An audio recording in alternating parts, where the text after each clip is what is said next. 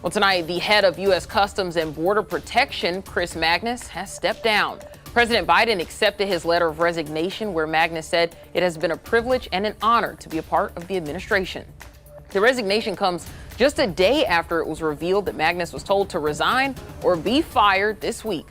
More changes are expected at Homeland Security as it struggles to manage a record number of migrants entering the U.S.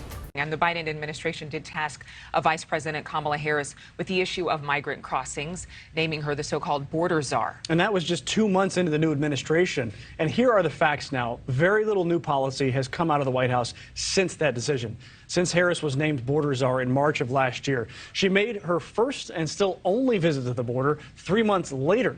The plan devised by the White House was to address migration in Central and South American countries. At that time, there were 188,000 migrant encounters in July of 2021. 1 year later, that number has jumped to just shy of 200,000.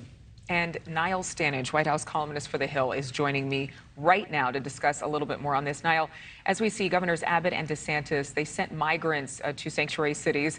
A similar idea had been proposed under the Trump administration. ICE officials at that time deemed it illegal. So what's the difference between what's happening now and what was proposed by the previous administration? It's not particularly clear what is different. The ICE officials in the Trump administration's case in 2019 pushed back against that plan because that plan had been framed as an attempt to essentially embarrass either sanctuary cities or Democrats. Now, in the case of Governors DeSantis and Abbott, they appear to be doing the same thing, and they appear to be making those priorities or motivations quite plain. So what has changed is not entirely clear, save for the fact that obviously as president, Mr. Trump was operating according to federal law, whereas these governors are governors of their own states.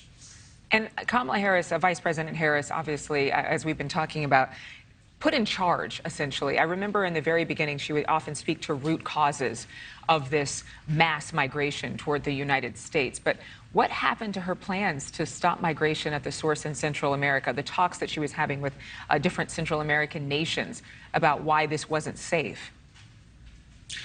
Basically, what happened is that those attempts to address the root causes were and are, by their nature, long-term issues, and they don't really address the short-term flow of migrants.